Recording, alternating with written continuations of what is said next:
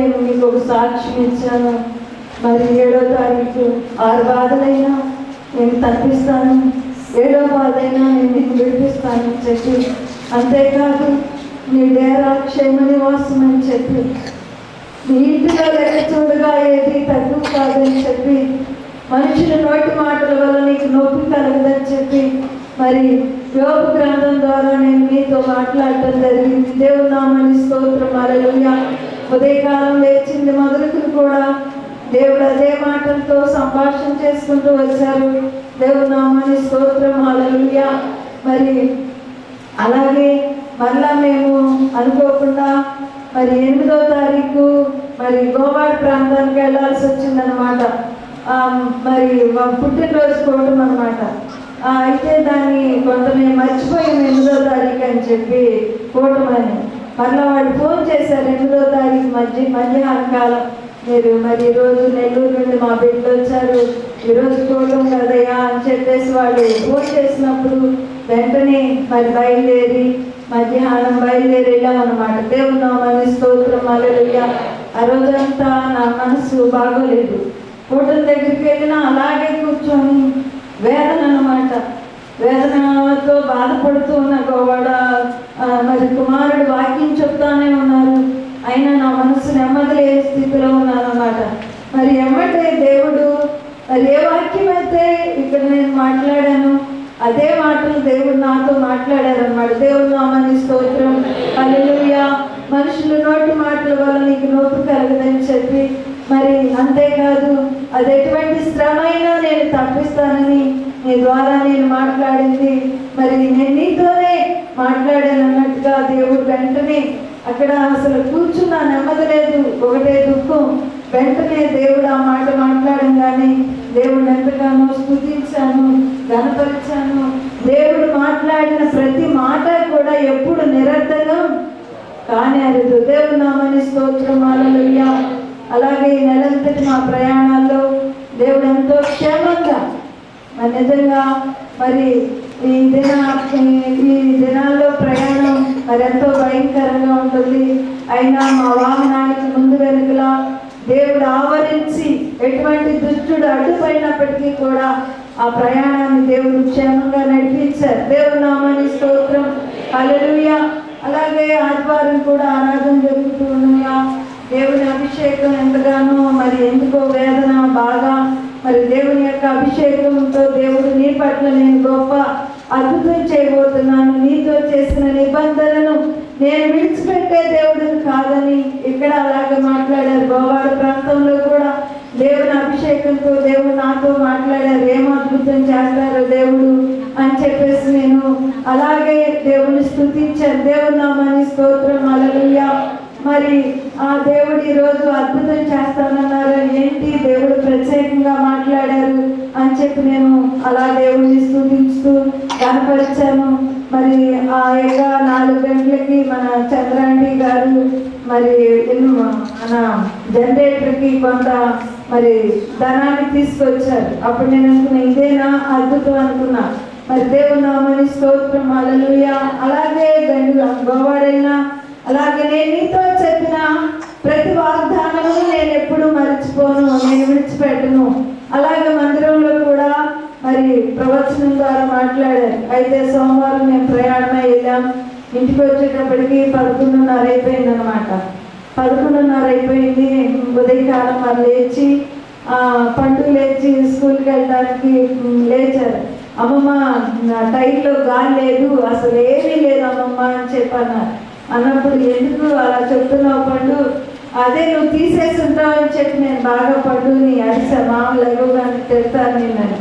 అయితే మరి దేవుని కృపను బట్టి బాబు లేచి అమ్మ నిజంగా అసలు టైంలో ఏం గాలి లేదు, మరి ఎక్కడ పంచర్ పడిపోయిందో తెలియదు దీనికి అని చెప్పన్నారు. నేనెంతో దేవా నువ్వు అద్భుతం చేస్తానన్నావు మా ప్రయాణం పట్ల అని చెప్పి దేవుడిని ఎంతగానో స్తుతించారు.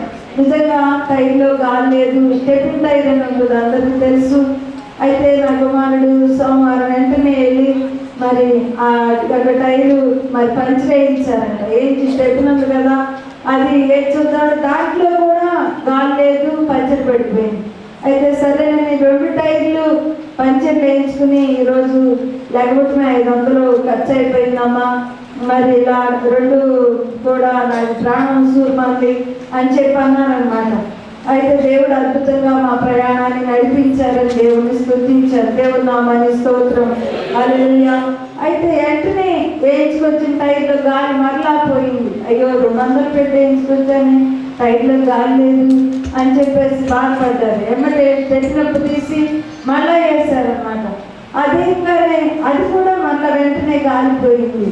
అయ్యో ఏంటమ్మా ఇలా జరిగింది, 500 పెట్టి వేయించుకొచ్చాను బాధపడుతుంటే 500 వేస్ట్ అయిపోయి ఈ టైర్లు మరి మనం దూరం వెళ్ళాలి, మరి సత్తుపల్లి వెళ్ళాలి, మరి ఎలా మన ప్రయాణం చేయాలంటే మధ్యలో మళ్ళా వెంటనే ఇలా జరిగిందనుకో మన ఇద్దరం ఇబ్బంది పడిపోతాం అని చెప్పేసి నిన్నటి నుంచి అలజడి పడతా ఉన్నారు. దేవుడు నామాన్ని స్తోత్రం, హల్లెలూయా.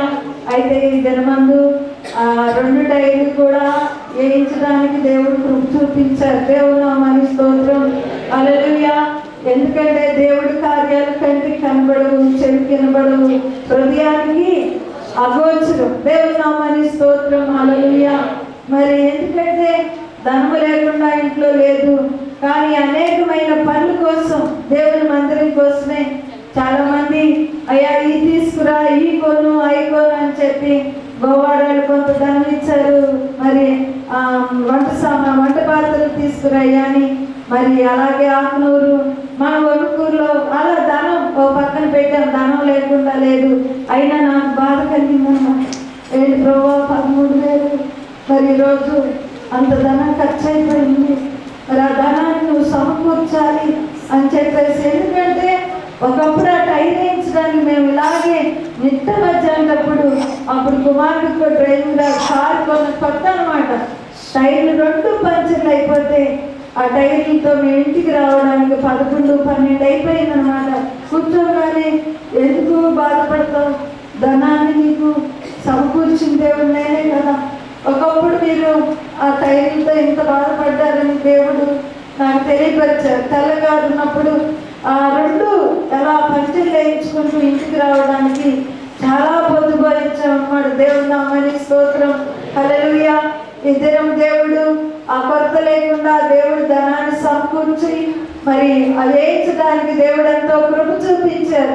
అంతేకాదు టైర్లో గాలి లేనప్పటికీ మా ప్రయాణాన్ని క్షేమంగా నడిపించారు. దేవుడు నామాన్ని స్తోత్రం, హల్లెలూయా.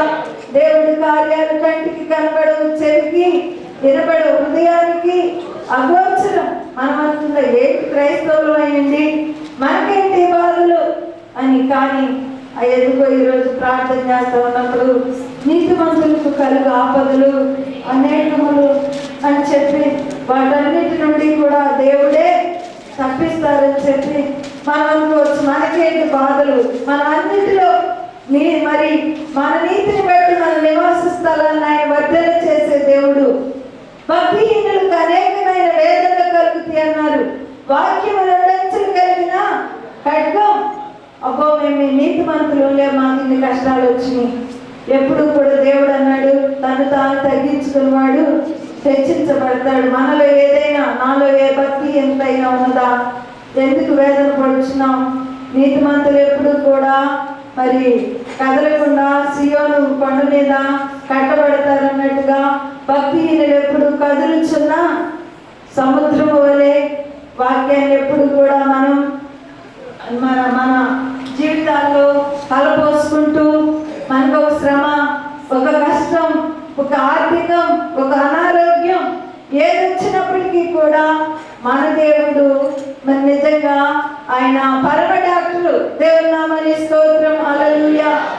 ఎంతగా అంటే చెప్పలేనటువంటి మరి ఈలోక డాక్టర్ దగ్గరికి వెళ్తాం, కానీ మన డాక్టర్ అయితే వెంటనే స్వస్థతను ఇవ్వగలిగిన దేవుడు. దేవుని నామాన్ని స్తోత్రం, హల్లెలూయా. దావీదు కుమారుడా నన్ను కరుణించు అని కేకలు వేశాడు గుడ్డివాడు. ఆ చప్పుడు వినగానే ఎంతో ప్రయాసపడ్డాడు, అరిచాడు. తన కేక యేసయ్యకి ఏలియబడింది. దేవుని నామాన్ని స్తోత్రం, హల్లెలూయా. ఎంతసేపటి నుంచి ఎదురు చూస్తూ ఉన్నాడో. నిజంగా మనమైతే కనుక ఏంటి దేవుడు మనతో మాట్లాడు, ఏంటి అది బాగా మనం ఏదో భక్తి మనం ఇంత భక్తి చేస్తున్నాం, ఎన్నో ఉపవాసాలు అంటున్నాం, కళ్ళు లేకపోయినప్పటికీ కూడా మరి యేసు ప్రభు వారిని దర్శించాలని, చూడాలని ఆశ కలిగి నిజంగా కేకలు వేసినప్పుడు మన కేక దేవుని వద్దకు వెళ్ళాలి. దేవుని నామానికి స్తోత్రం, హల్లెలూయా. ఇర్మియాలో అంటాడు, నాకు మొరపెట్టుము, నాకు నిజంగా మొరపెట్టుము, నేను ఉత్తరం ఇస్తాను. మన దేవునికి మనం నిజంగా మొరపెట్టాలి. దేవుని నామానికి స్తోత్రం, హల్లెలూయా.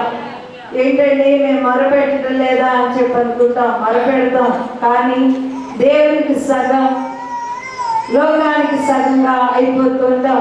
ముందు మనల్ని మనం పరిశీలన చేసుకొని, దేవా ఏ విషయంలో లేచిందో మొదలుకొని పండుకోబోయే వరకు నా జీవితంలో రక్షణ పొందిన నాటి నుండి నేను ఎక్కడ తప్పిపోవచ్చున్నానయ్యా, నన్ను క్షమించి విషయంలో నేను మానలేకపోతున్నానయ్యా. కొందరు అబద్ధాలు ఆడటం మానలేదు, చిన్న చిన్న తప్పులు చేయటం మానలేదు. చాలా మానవుల్లో అసూయ, ద్వేషం ఎన్నో ఉంటాయి, కోపం, ఇవన్నింటినీ కూడా విడిచిపెట్టలేం. మనం బలంగా ప్రార్థన చేస్తున్నాం, ఎందుకు మనకి ఈ శ్రమలు అనుకుంటాం. కానీ మనలో కోపం ఉన్నా, మనలో అవిధేయతలు ఉన్నా, మన ప్రార్థన దేవుని యొద్దకి వెళ్ళనే వెళ్ళదు. దేవుని నామానికి స్తోత్రం, హల్లెలూయా. అందుకే దావీదు అన్నాడు, మరి నా నోరు తెరచిన సమాధి. మన నోరు ఎలా ఉంటుందో మనం పరీక్షించుకోవాలి. మన నోరు ఇతరులకు హాని చేస్తూ ఉందా, మన ప్రవర్తన ఇతరులకు హానిగా ఉందా? ఎందుకంటే నిజంగా ఎన్ని శ్రమలున్నా మనం తగ్గించుకొని దేవుని వెతికినప్పుడు దేవుడు ఒకటే మాట అన్నాడు, విరిగి నలిగిన హృదయాన్ని అలక్ష్యం చేయను. దేవుని నామానికి స్తోత్రం, హల్లెలూయా.